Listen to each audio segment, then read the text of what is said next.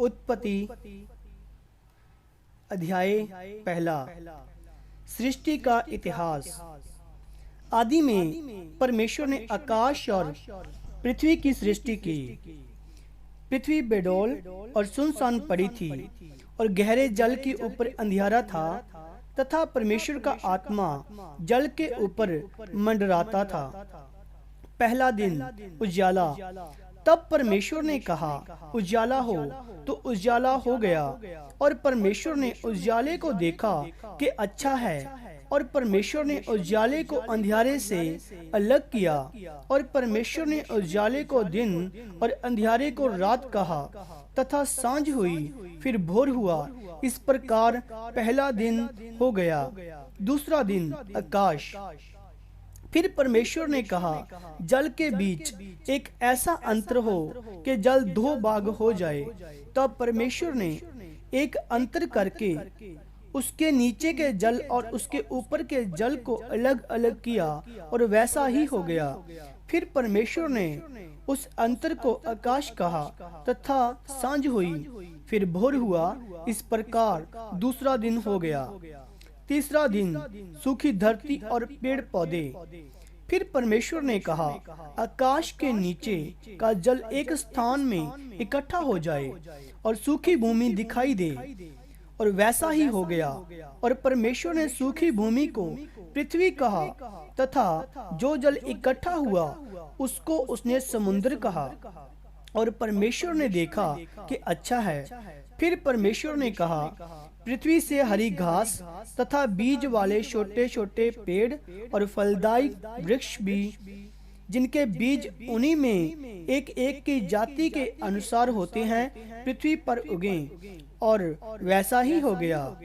इस प्रकार पृथ्वी से हरी घास और छोटे छोटे पेड़ जिनमें अपनी अपनी जाति के अनुसार बीज होता है, और फलदायी वृक्ष जिनके बीज एक एक की जाति के अनुसार उन्हीं में होते हैं, उगें। और परमेश्वर ने देखा कि अच्छा है।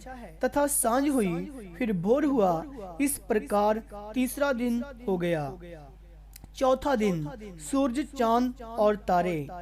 फिर परमेश्वर ने कहा दिन को रात से अलग करने के लिए आकाश के अंतर में ज्योतियां हो, और वह चिन्हों और नियत समयों और दिनों और वर्षों के कारण हो। और वह ज्योतियां आकाश के अंतर में पृथ्वी पर प्रकाश देने वाली भी ठहरें। और वैसा ही हो गया। तब परमेश्वर ने दो बड़ी ज्योतियां बनाई। उनमें से बड़ी ज्योति को दिन पर प्रभुता करने के लिए और छोटी ज्योति को रात पर प्रभुता करने के लिए बनाया। और तारागण को भी बनाया।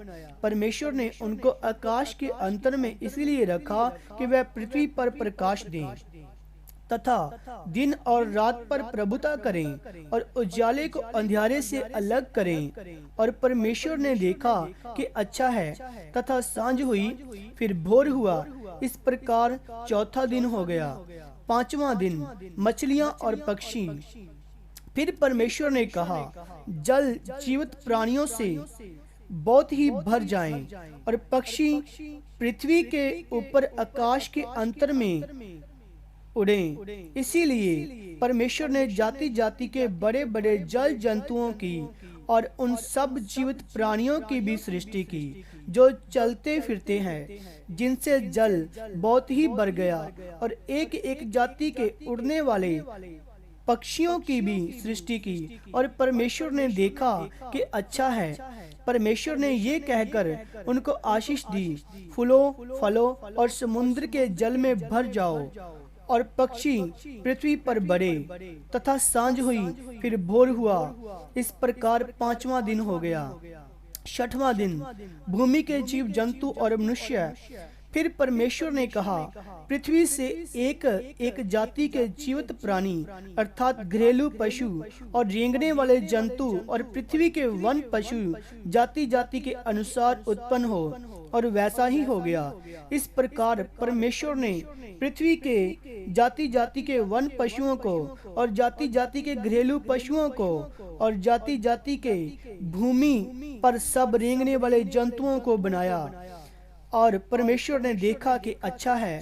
फिर परमेश्वर ने कहा, हम मनुष्य को अपने स्वरूप के अनुसार अपनी समानता में बनाएं, और वह समुद्र की मछलियों और आकाश के पक्षियों और घरेलू पशुओं और सारी पृथ्वी पर और सब रेंगने वाले जंतुओं पर जो पृथ्वी पर रेंगते हैं अधिकार रखें। तब परमेश्वर ने अपने स्वरूप में मनुष्य को रचा। अपने ही स्वरूप में परमेश्वर ने मनुष्य की रचना की। पुरुष और स्त्री के रूप में उसने मनुष्य की सृष्टि की, और परमेश्वर ने उनको आशीष दी और उनसे कहा, फूलो फलो और पृथ्वी में भर जाओ और उसको अपने वश में कर लो, और समुद्र की मछलियों तथा आकाश के पक्षियों, पृथ्वी पर रेंगने वाले सब जंतुओं पर अधिकार रखो। फिर परमेश्वर ने उनसे कहा, सुनो, जितने बीज वाले छोटे छोटे पेड़ सारी पृथ्वी के ऊपर हैं और जितने वृक्षों में बीज वाले फल होते हैं, वे सब मैंने तुमको दिए हैं, वे तुम्हारे भोजन के लिए हैं।